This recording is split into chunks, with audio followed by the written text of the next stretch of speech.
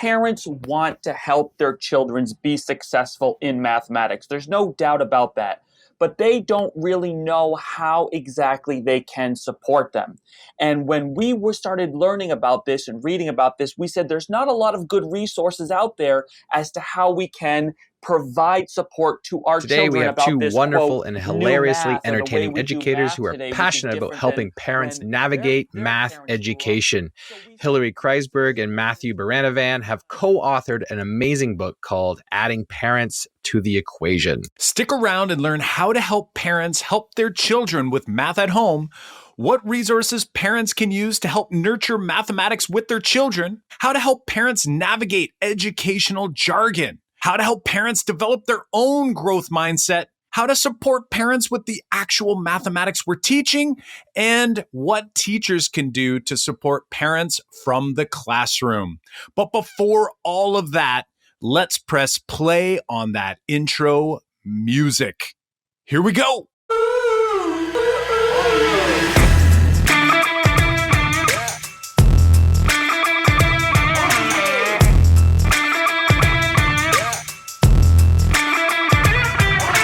Welcome to the Making Math Moments That Matter podcast. I'm Kyle Pierce. And I'm John Orr. We are two math teachers who, together, with you, the community of educators worldwide who want to build and deliver math lessons that spark engagement, fuel learning, and ignite teacher action.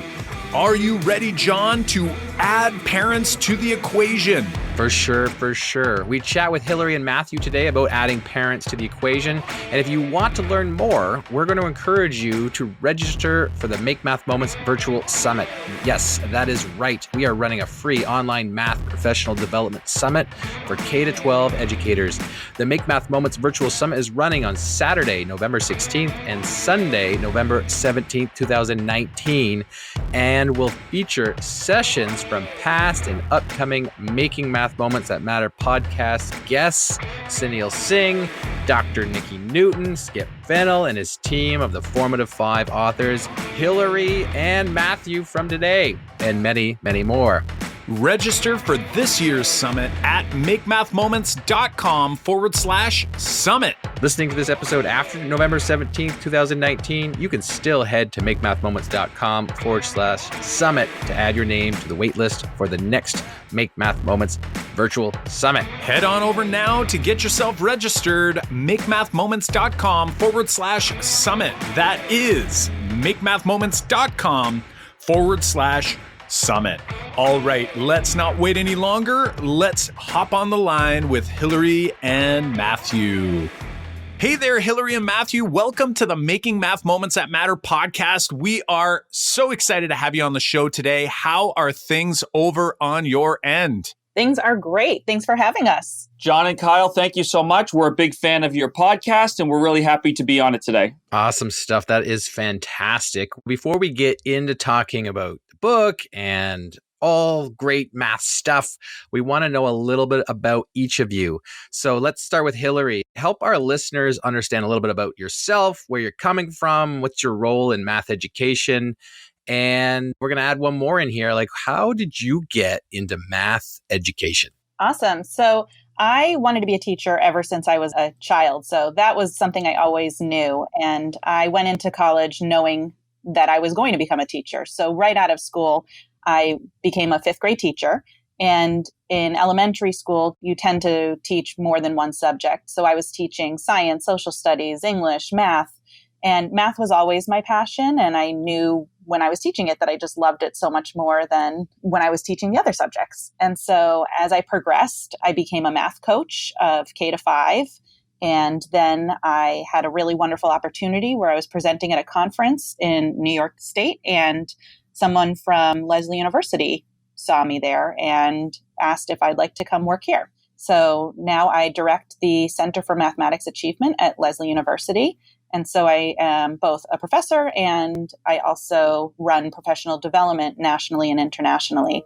Fantastic. Fantastic. How about you, Matthew? Tell us a little bit about your background, role in education, and why you got into this teaching math gig. So a little different from Hilary's story, where I've always had a love of mathematics, but never really thought of myself as going down the teacher road. I was a TA in college for economics, which I really enjoyed. And originally I was going to look into a different career, and I was unsure. And my father, before he became a computer programmer and a real estate developer, did 1 year as a middle school math teacher. And he encouraged me to do the same, saying it's something that you can really give back and you can get some real passion and love of working with kids. And so I said, all right, let me try it. I do love math. Let me see what I can do here. And signed up and became a teacher really without any training. And I tried to quit on the first day of school. They wouldn't let me quit. They said, you got to finish out at least the first couple weeks and yada, yada, yada. 20 years later, I'm doing a podcast here with you fine folks talking about how great mathematics is and how we can support teachers. And in the case of this topic here, parents as well. Matthew, I'm pretty curious right now, and I think our listeners would be too. You wanted to quit on day one, but then you didn't quit after what? Week 1, week 2? Tell us more about that. Sure. Well, what happened was the first day I was not prepared. I was teaching in an urban setting, and there were some students and they were misbehaving, and I didn't know how to address it, and I got overwhelmed and they got into my head. And so I felt like, oh my gosh, I bit off too much than I could chew. But yet once I started getting into the routine and developing relationships with the kids, I started coaching basketball, I coached volleyball, I spent a lot of time and realized that these kids are the ones who really need the attention, the love, the support that they may not be getting in other places. And I felt like this is my calling. This is the way I can make a difference. And then I went all in on it, went back to school to learn about the art of teaching and teaching mathematics. And I've really devoted my professional career now to the teaching of mathematics in a way that builds conceptual understanding while done in a joyful, meaningful manner so students can actually enjoy their experience of learning math. You referenced earlier that you sort of went in, you wanted to quit on day one, but before that, you were very clear and said that you didn't really have, you didn't feel like you had much training. And I think that's something that right away we all have to consider when we enter into this education field. It's not like something you're just born with, right? Sure, some people might have different experiences that might help, maybe they were camp counselors, so they've built some experience. But when you get thrown into the classroom without feeling prepared or having had that guidance, it can really be a struggle. And it sounds like you leveraged building relationships with students. And I'm sure we'll talk a lot about this throughout this episode, but it sounds like you built that trusting relationship with students through coaching and through really diving in and realizing that, guess what? Other kids in our classes may not have had that same upbringing that you or I may have had, right? We only have our own perspective. And oftentimes, if we're only thinking of things through our own perspective, that could be a real struggle. So I want to flip to Hilary here for a second. Matthew talks about his experience those first few weeks of school. Was yours a different experience than Matthew? Or did you ever have the sense that, in the first few weeks, ooh, I'm over my head here? Or did you find that you had maybe a different sort of perspective? I had a completely different experience. Again, I knew I wanted to teach. So I was 3 years old, sitting in my living room with all my stuffed animals in front of me, teaching them everything that I could. So I feel like Did they ever learn? Could you make it work? I had the smartest stuffed animals you've ever seen. Amazing. Yeah. And they probably didn't talk back. They loved math. Yeah. So I felt like I was teaching forever. So when I got to the classroom, it just felt natural. I also started teaching when I was really young, and I taught 5th grade. So I was only 10 years older than the kids that I was teaching. And so that was weird, but it was also nice in terms of building relationships. And so I had read every book possible before getting into that classroom, knowing that creating structures and routines was so vital. And so I had all of that kind of ready to go, and I felt happy with the way that it all went. That kind of rolls us into the next question, which our listeners know this question's coming, and I think a few of them are waiting for this every episode, which is about our memorable math moments. Matthew, maybe we can start with you this time. When you think back to your own educational experience, what memorable math moment comes to mind? What pops in your head when we mention the words math class? So for me growing up, I was very good at memorizing the math facts. I was very good at the things, the procedural fluency, if you will. And to me, that's how I learned mathematics. Then I got into high school, and the shift with this particular teacher that I had moved away from that procedural knowledge and the memorization and truly to understanding it.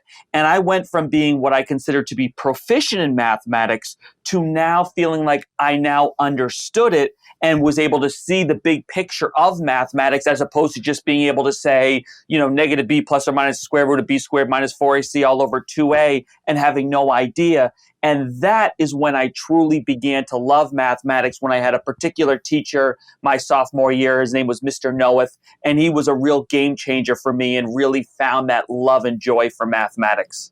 You've highlighted something that's so important, and it's that this understanding, when students are given the opportunity to understand the inner workings of math and actually come to realize that everything in mathematics happens for a reason. And it's okay if you don't know what that reason is yet, but if you know deep at the core that everything happens for a reason, it makes it so much more enjoyable to actually engage in, because now it's a bit of a puzzle, right? Like I have to actually try to figure this thing out. If I don't understand it now, that's okay. It's not bad. It doesn't make me a bad person or, an unintelligent person. I actually have now the opportunity to dive in. So that's fantastic. How about you, Hilary? Do you have a memorable math moment that you can think of from math class? When we say math class, what memory pops into your mind? Well, so I knew you were going to ask this, and I sat there, and it's something I had never actually thought of. And I sat and I was trying to think, like, what was memorable for me? And honestly, I couldn't come up with one thing that was memorable in math class for me. But what was a memorable experience, and I guess was a collection of many math experiences, was I was in special education for many, many years in my elementary career. I had trouble reading and I had trouble comprehending what I was reading. And I only learned later on in life that I felt like I was maybe misdiagnosed, partly because I wasn't being given reading that I was actually interested in. And when I got to college and started reading math, I was like, whoa, I really can understand what I'm reading. What happened? What were they telling me? But I think the memorable thing for me was I had only applied as a math major to college to counteract my SAT scores, because my SAT scores for reading were terrible. And so I knew, hey, the odds of me being a female entering a math major would increase my chances of getting into the university I wanted to. So I had only applied as a math major to kind of work the system. And I got in. And I thought, I'll just switch now, to whatever else I wanted to study. And I took the first course that they have, which is Introduction to Mathematical Reasoning. And I was like, oh my God, I love this stuff. I'm doing so well. It's so fun. And I was one of 3 female math majors at the time at the university. And so I just stuck. And then I really fell in love with math as I went through it and took the history of math course, which just blew my mind. And here I am. I relate a lot to what you've said about your memorable math moment, and especially like when you were at the younger age where it was like almost unmemorable, like I have like one memory about my 4th grade that I've shared on the podcast a few times now, but the rest of some of those years, they all kind of blend together because how unmemorable they were. There was nothing awesome, happening in some of those classes. And some of those times where teachers break the script, that's those memorable moments right there. So I definitely relate to that. And the other thing I relate to or think about a lot lately is that sad reality about how there's such a low number of female math majors. Like I went to a math school here in Ontario. The University of Waterloo is kind of like the math school or the computer science school that's highly regarded. And I had very few females in my math classes. I have 3 daughters, so it's very dear to my heart about how I want their view of what they can do in school and what they can do mathematically to be very positive for them, because I want them to be able to do whatever they want to choose and not feel the limits of only boys kind of go into that field and girls go into other fields. So I want to change that for my kids. And I know that you got to do that for your kids. And I think that's why we're talking about the book here today too, is about parents and how we can help our parents get into learning about math education and helping our kids math education. So let's focus in on the book, about your book, Adding Parents to the Equation. I'll let you guys decide on who wants to answer this. What inspired both of you to write a book focusing on bringing parents into the math education conversation?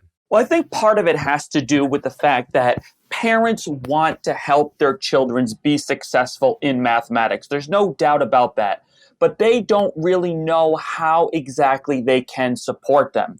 And when we started learning about this and reading about this, we said there's not a lot of good resources out there as to how we can provide support to our children about this, quote, new math or the way we do math today, which is different than when their parents grew up. So we said, let's explore this. And then we uncovered a lot of information and a lot of ways that we could help support these parents. And I had been asked for years by family and friends and even colleagues of mine, you know so much, you need to write a book for parents.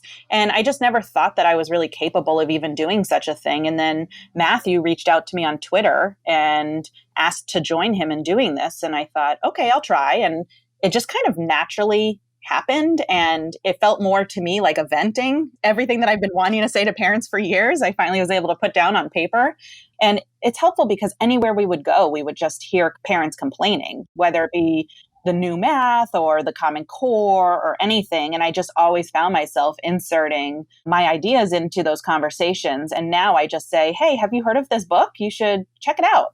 Not only does that resonate with me, that obviously parents, all they get is what they hear in the media, right? So, you see a news article, you folks being in the States about Common Core, there's always, the Common Core is failing our students. Or you see these random videos on social media of one recently that comes to mind. I'll try to find the link and put it in the show notes. There's like a video and it's like a split screen. And on the left side, there's someone. The area model. The area model, right? For multiplication, which, maybe the video that was selected obviously was done so intentionally to draw it out and so forth. It was done very procedurally instead of, how you might see it happening in a classroom. But then to the right, you have someone just using the standard algorithm and they're done within like 10, 15 seconds. And then they're like goofing around, waiting, tapping their hand on the table, that sort of thing. I've had to combat that so many times. I've seen it on the internet multiple times, and I always insert myself in those conversations because it's so critical that parents understand that the point is not that it's taking forever and that they're never going to be able to learn the standard algorithm. It's quite the opposite, that we're actually building on the conceptual understanding, that we're making a connection between mathematical ideas and then understanding how that relates to place value and how we can be more efficient at some point. The part that really, I guess, it's a challenge that I see all of us having to deal with, and obviously you're helping address it on the parent level. The challenge is that there's many teachers out there that still don't understand what the Common Core is attempting to achieve and how to use mathematical models to help build conceptual understanding. So, and I mean, luckily there's so much more support in terms of books and resources, but the challenge I think is that oftentimes teachers, just like Matthew referenced in his first few weeks, he didn't feel prepared to head into the classroom. And for many teachers, they don't get the opportunity to get good mathematics PD. So not only are we struggling on like the parental front, but we're also struggling sometimes even in the classroom where, if we aren't fully understanding why we're doing what we're doing, that could be a real challenge for helping the parents of the students in those classrooms, right? Because even the teacher might not be feeling confident. Well, I think that goes back to the systemic change. I think the way in which the Common Core and these standards rolled out was very similar to the way that many other big initiatives roll out. And it's, let's dump it all out at once. It's going to affect every stakeholder at once. And there's no time to prepare. And so until we make more thoughtful changes where we slowly, methodically think about every stakeholder and who needs to be behind it first, I think that's when we're really going to see it stick. And also, elementary teachers have to teach every subject. They teach reading and writing and social studies and science and then math. And for 95% of them, they did not go to school for STEM or for mathematics. And so for the most part, it's not their favorite subject to teach. So if they don't have the prerequisite prior knowledge in place and they don't have the love and passion for mathematics, many times their students are not going to be given the opportunity that could be afforded to them by a different instructor who has that understanding and knowledge and passion for math. Yeah, and I just want to talk a little bit about what we were mentioning before about parents not understanding exactly what the Common Core curriculum was about. But I don't know if you guys were in Sarah Vanderwerf's session at NCTM this year. She shared a story about every time she goes to a new city, she's always talking to the Lyft driver or the cab driver and says, like, I teach math. And what do you guys think about math? And she says, 2/3 of them will tell you how they hated math growing up and it was such a struggle and it was terrible and I didn't get a lot of it and I'm not really using it in my day-to-day life. But then she said that the funny thing is that those same 2/3 are still, as parents, saying, yeah, but I still want you to teach math the same way I was taught to my kid. I think it's like they don't want it to change. And I think that's mostly because they just don't know, they don't have the background to understand exactly what's going on. I don't think it's that they don't want it to change. I think they want what's best for their kids. I think right now they're defensive because their knowledge is low. They can only defend with what they know and what they're comfortable with. And the way I look at mathematics is almost like a belief system. It's not just a subject. It's something we've internalized over the years. I mean, parents have spent 12, 13 years in school learning math a certain way. It becomes their system, their functioning system. And so the way we've just flipped it on them, it feels like we're questioning them and their intelligence. And it's about the parents. When we interviewed parents, we really found that they were worried about looking unintelligent. They were worried about not being able to help their kids. They were worried about the things that affect them. It was personal for them. And many times with these parents, they would be saying things to their students, to their own children, that would really impact their ability to learn math by saying things like, well, I can't do this math, or I can't do whatever you're attempting to do. And so now the child looks and says, my role model, my father or my mother is telling me that they can't do 5th grade math. Well, how am I ever supposed to be able to learn, understand it when they are proudly saying they can't do math, they hate math, they don't understand it? And so part of the book is talking about what things we should be saying to our children and what things we should not be saying to our children so that we can promote a growth mindset and a culture that supports the learning. I've also brought the book to different groups of parents, like places where I go, I carry the book everywhere with me. And sometimes I just ask the parents to read chapter 1. You don't have to buy the book. I just want you to read chapter 1. And chapter 1 is all about why the math education shift happened. And when they're done reading chapter 1, oftentimes they just kind of feel calmer. They feel better. They go, that's all I needed to know. Why couldn't anybody tell me that?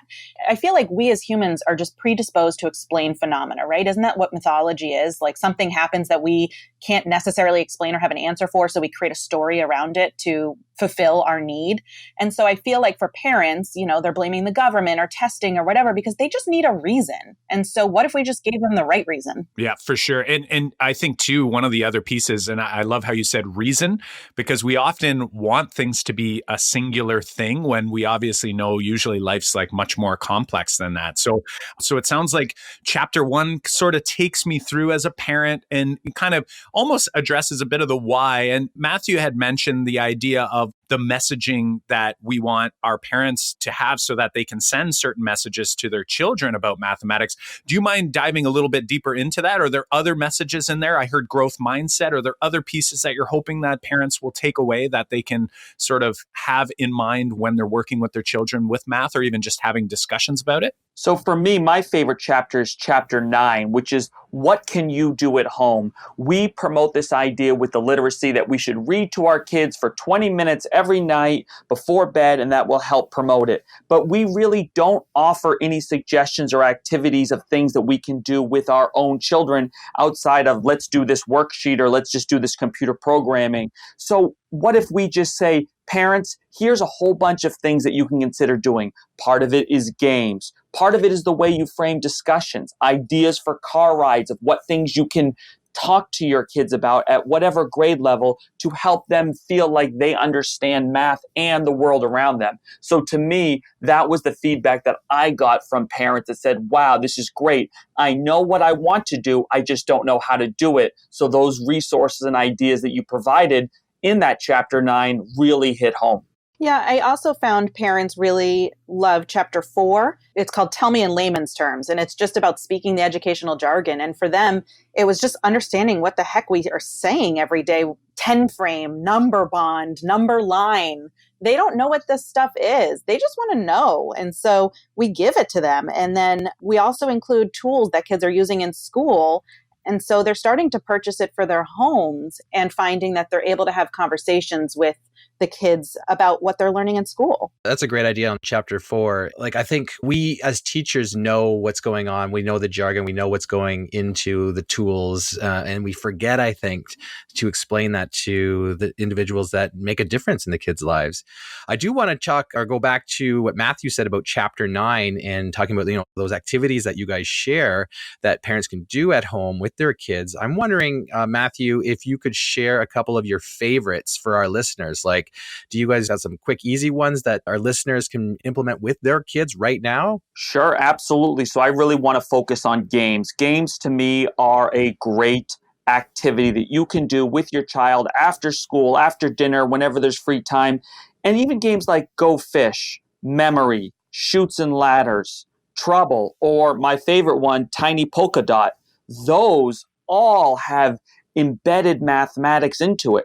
And plus, there's some books that really promote the mathematics. A few of my favorite books for the lower elementary level are 7, 8, 9, Good Night Numbers, Chicka Chicka 1, 2, 3, 10 Magic Butterflies, and 100 Hungry Ants. Those books really show and help kids understand numbers and understand numbers in the world in which we live. So we can't forget math before bed. I think we would be remiss if we left that one out. And we have you in our book in chapter 10, when we talk about doing math before bed. I think there's two really good places for that. One is your app, Math Before Bed, and the book that you've written. And then there's also Laura Overdeck's bedtime math app. And so I think just building on what Matthew said, we have to do math before we go to bed. It's so routine to read before bed, but not to do some sort of math. And so we focus there on books that inspire mathematical thinking, and then also games that you can play before bed. Right. And I so appreciate that long list. I noticed like Tiny Polka Dot came up as a game, and that's something that we've referenced before. We actually had Dan Finkel on the podcast back in episode 11, I think it was, maybe episode 11. So we'll definitely link up there. And he's got Prime Climb for, Yes, we have that in the book too. Awesome. Beautiful. And then a book I wanted to share too, and you may or may not have this in here, but it's one that I love. I didn't buy it intentionally. Someone gave it to us as a gift, and my kids loved it. It's called Double Those Wheels. So the main character's a monkey delivering a pizza, and he's on a unicycle. And then the next page, it doubles those wheels, and now he's on the bike. Like something keeps happening to the thing he's using. And then it goes to a car, and then it goes to a truck, and then it goes to an 18-wheel. So it just keeps getting bigger. And then eventually it's a train. I love and this that. train has some like 128 wheels or whatever it is. And we have to count them all out, and we make the kids count them all out. Oh, how fun is that? Yeah, such a spectacular book as well. So we're going to link up all of these in the show notes. Love the shout out for John's Math Before Bed as well. So I'm sure he's thankful for you folks sharing that as well. So lots of cool tools. Well, the other resource that I don't want to forget about, we started this way after the book came out, but we just started a Facebook group for parents. And in the first 6 days, we had 250 parents that joined. So I think that's awesome. And it's still growing. We're almost up to 300 right now. And it's called Adding Parents to the Equation. And we're just posting videos, resources, links. And we're hoping parents will start to have conversations in that group, similar to your Making Math Moments Matter group. But for parents to be able to communicate and ask questions or show a picture, my kid came home with this. Can someone explain how to help? I love how playful the angle, the perspective you're taking with this is that to help students, to help our children with mathematics, it doesn't have to be the way it was for many of us. Like for me, my parents, I still love them, but we did the flashcards, and my mom did it because that was the only thing that she knew to do. And even flashcards themselves, like you can make them into games. Like, it doesn't have to just be sit there and do the time. And it was the same with my spelling test every Friday. I had to practice 10 words, and it was just very monotonous. It wasn't very fun. So giving parents a great way to like still try to get some of the same effects, but doing it in a way where you can develop that love and that passion for the subject area, I think is huge. So I'm wondering, can we shift gears just a little bit? I want to go back to chapter 4, where we're talking about all the educational jargon, or parents might call it edubabble. And we referenced earlier the video on social media about the area model and then the traditional algorithm side by side. The area model itself could be considered a bit of that edubabble that a parent might say, like, what the heck is this? I'm wondering, are there any other big ones that you find are like very common that people get hung up on or parents get hung up on? Well, I think the word manipulatives is something that parents aren't familiar with that we use all too often. And so we help them go through what a manipulative really is and what makes a tool different than a model and things of that nature. But we really walk them through the different tools that kids are using in classrooms. So counters, and then Unifix cubes, Cuisenaire rods. And what we do is we break it down into grade levels. So if you're in K-2, here's some activities you could do at home with a Unifix cube. And then we also give some certain tips, like Unifix cubes are awesome because they're plastic. And so you can write on them with dry erase markers. So you can even use them in literacy for building words and letters. There's just so many different things you can do. And so we insert different activities that you could do with your child. And we give an example of conversations that might happen when doing these things. And I think back to the example that you gave of the area model, one of the things that we try to do within the book is show the reason why we're doing this is not just to build conceptual understanding, but how it can be applied into the middle school and the high school. So the area model, which we start in the very early grades to build the understanding of multiplication, is the way we actually teach it, and we ask our kids to learn it when we start saying multiplying a trinomial times a binomial, when you start having variables and other crazy things in there, because it makes sense. So we show how the elementary math is applied and used through the middle school and the high school, and the area model is a great example of how that's done. That's a great addition to the book. Like, I think that's one thing we parents have been lacking about seeing the progression of major ideas where they're useful. And I think it would be great, we try to do that with our own students to show them that progression of ideas. So that's awesome. You shared the jargon ideas from chapter 4. You've got some resources and books from chapter 9.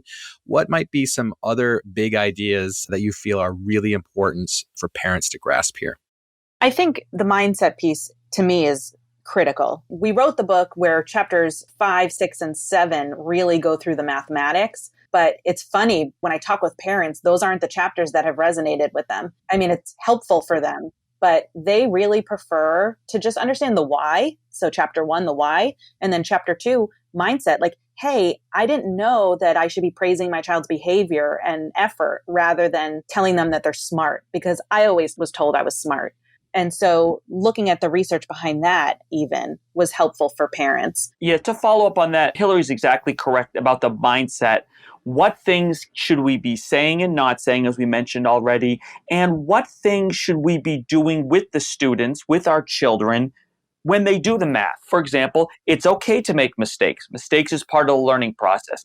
It's not about speed. It's not how fast you get it done. It's, can you get the correct answer and be able to articulate or write about the correct answer? And so show how those things are important, and then let parents know about that so that the culture in their home promotes those ideas. Like, it's so easy for us to hear something like, oh, it's not about just the answer. And then some people take it way to the other side, right? And they say, like, what? We don't care about kids being accurate or anything. And it's like, no, not that at all. It sounds like what you're saying is it's like redefining what these ideas mean. Like, when I make a mistake, sure, you could call it like it's not the right answer, but the whole idea is that now it's like the fun begins. Why? Like, why didn't that work for me? And if I have a conceptual understanding, as you've referenced earlier, I could actually kind of work my way through and try to figure out, like, where did I go down the wrong path? And I will actually grow from it. So I'm wondering, can we build on and try to get a couple more nuggets here? We've got tons that we're going to be able to share in the show notes. So we're really excited. I know the community is going to be very excited about that. I'm wondering, do you have any of your go-to mindset links and resources that you might want to share here for folks who are listening? So I think the key really is the work of Jo Boaler, and the work that she has done. Mathematical Mindsets is the best resource to me. That's really the go-to. But there are so many different websites and ideas, and I'll send you some of them so you can post them in the show notes, about things for parents that they can encourage their kids to be having a proper mindset that they don't believe you're a math person or you're not a math person, or, there's one way to do it and only one way to do it, as opposed to promoting the idea of solving problems multiple ways. So there's a lot of resources, and we have those resources within our book, and we have some links to them, but we can provide you some additional ones so that your listeners, both if they're math educators or just parents, can find free resources to be able to improve that communication and that conversation at home. And we include a questionnaire in our book in chapter 2 where parents assess their own mindset.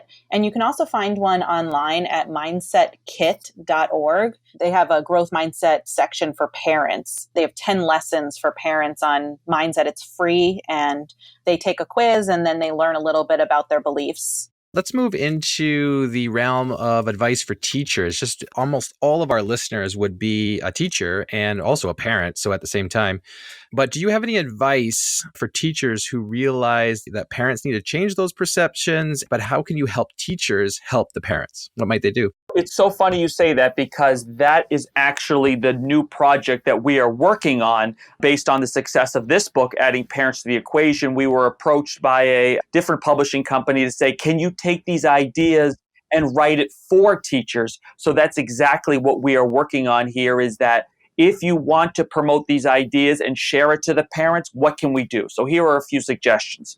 One thing is being able to share with parents in the beginning of the year information about your expectations, and similarly what things they should be doing at home to promote the learning of mathematics, in particular in a conceptual way.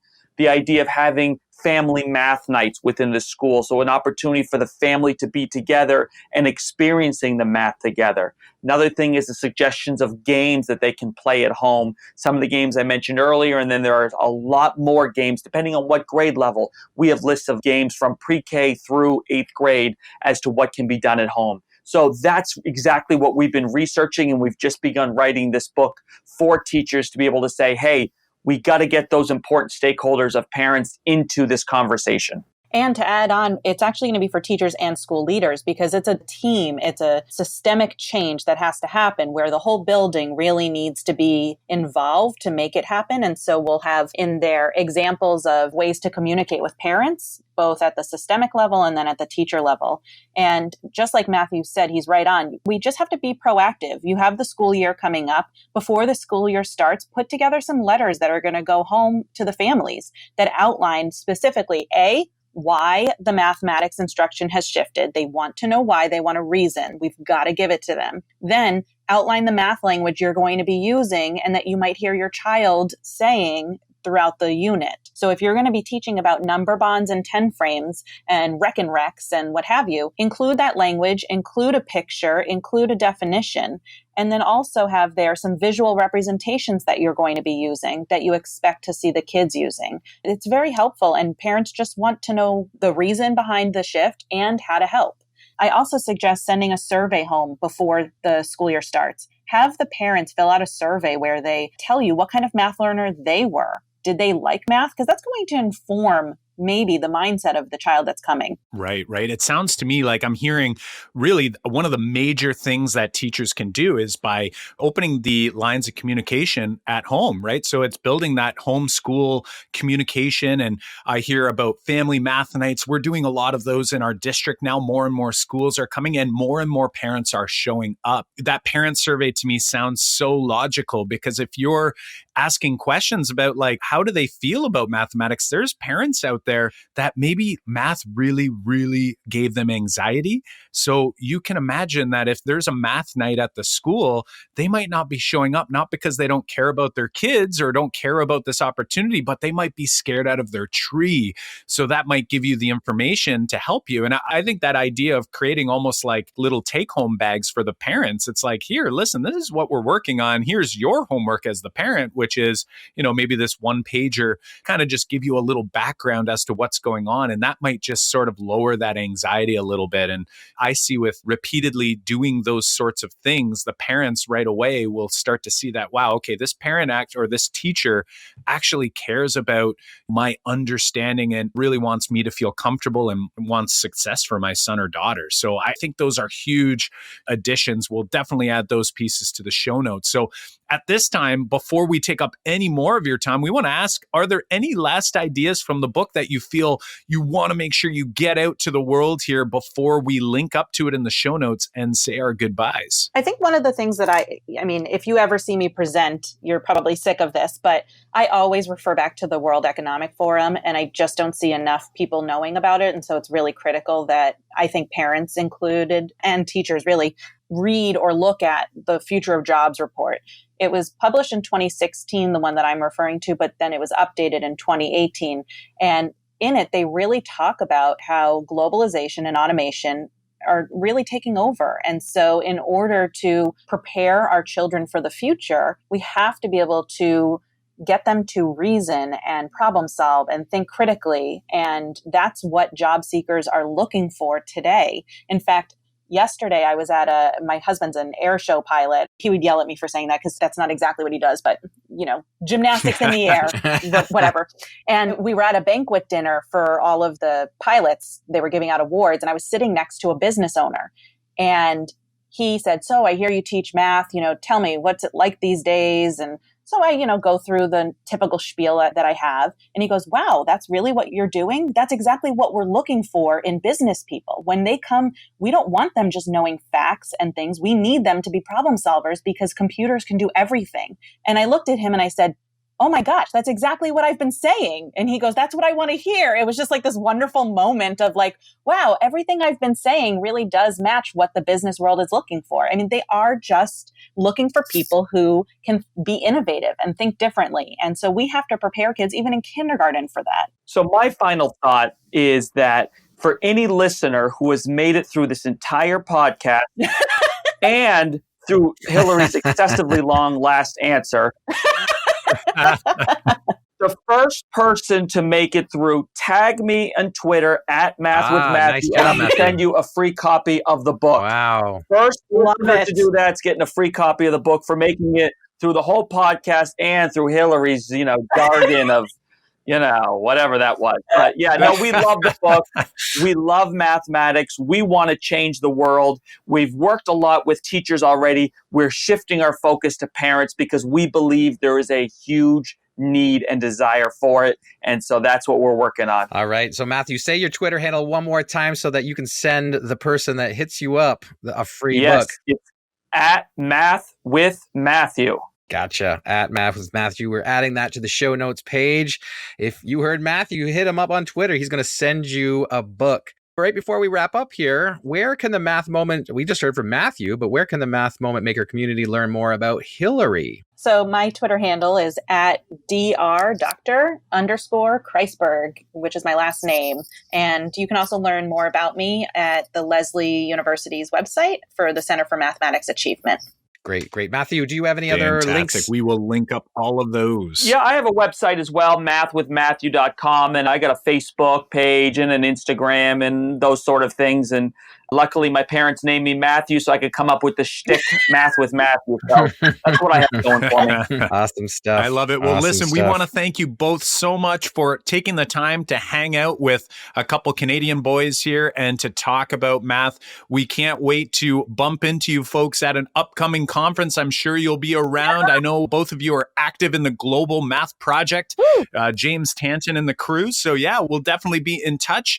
And thank you on behalf of the Make Math Moments community. Have yourselves a fantastic day. We'll talk to you soon. Thank you. We want to thank Hilary and Matthew again for spending some time with us to share their insights with you, the Math Moment Maker community. As always, how will you reflect on what you've heard from this episode? Have you written ideas down, drawn a sketch note, sent out some tweets, called a colleague?